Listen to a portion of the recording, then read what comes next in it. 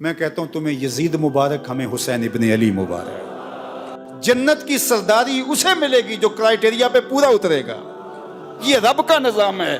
جو جنتیوں کا سردار ہے اس کے سجدے دیکھو، اس کا رکوع دیکھو، اس کا قیام دیکھو، اس کی عبادتیں دیکھو۔ کسی نے کہا کہ حسین ابن علی نے شہزادوں کی طرح زندگی گزاری اور کربلا میں آ کے شہید ہو گئے۔ او میاں تم بھول گئے ہو 26 ہجری میں کون تھا جس نے طرابلس کی جنگ لڑی تھی؟ 30 ہجری میں جنگ جرجان کے لیے کون گیا تھا؟ کون تھا جو میمنہ اور میسرہ پہ اپنے بھائی کے ساتھ کھڑا ہوتا رہا؟ تاریخ سے تم نے کبھی پردہ اٹھا کے دیکھا ہی نہیں۔ یہ حسین صرف مسلح پہ بیٹھا نظر نہیں آئے گا، یہ کئی جنگوں کے اندر کھڑا نظر آئے گا۔ حسین ابن علی نے جنگیں بھی لڑی ہیں اور سجدے بھی کیے ہیں، اور جو سجدہ حسین نے کیا آج تک کوئی کر ہی نہیں سکا ہے۔ اللہ اکبر! حسین ابن علی نے سجدہ کیا ہے اور حالت سجدہ میں ان کا سر دست قاتل نے کاٹا ہے۔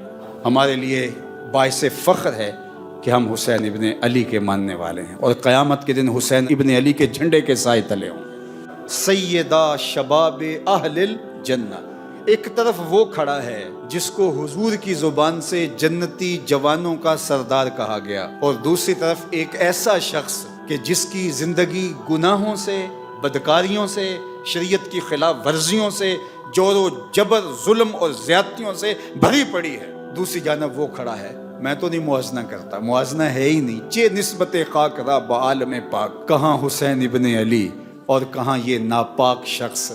اب اگر کوئی یزید کے لیے نرم گوشہ رکھتا ہے تو 100 بار رکھے۔ کند ہم جنس با ہم جنس پرواز، کبوتر با کبوتر باز با باز۔ اب اس کا میلان اگر یزید کی طرف ہے تو ظاہر ہے گندگی کا کیڑا کدھر جائے گا؟ گندگی کا کیڑا پھولوں کی طرف تو نہیں آ سکتا، اس لیے جس کی جو جنس ہوگی اس کو وہی قرار ملے گا۔ اللہ اکبر! اللہ نے حسین ابن علی کو جو عظمتیں عطا فرمائی ہیں، جو رفتیں عطا فرمائی ہیں، جو شانیں عطا فرمائی، تو ہمارے لیے اتنا کافی ہے کہ حضور نے فرمایا کہ وہ جنتی جوانوں کے سردار ہیں۔ یہ معال کار ہے، یہ انجام کار ہے۔ یہ حضور نے ان کے معاد کو بیان کیا۔ مجھے بتاؤ، جو باطل پر لڑے اور بغاوت کرے اور عدول کرے اور وہ جنتی جوانوں کا سردار بن جائے، ایسا تو ممکن نہیں ہے۔ یہ بات ذہن میں رکھو۔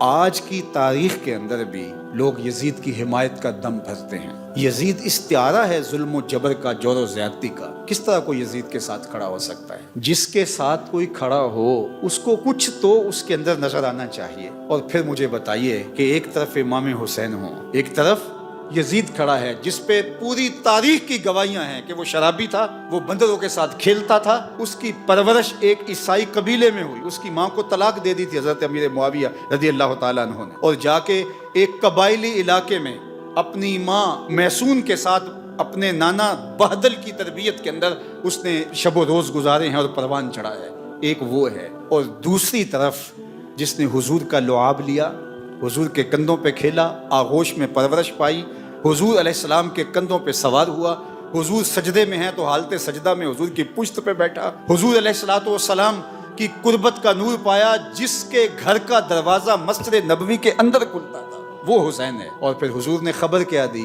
حسن اور حسین جنتی جوانوں کے سردار۔ دینی اور اصلاحی ویڈیوز کے لیے چینل کو سبسکرائب کریں۔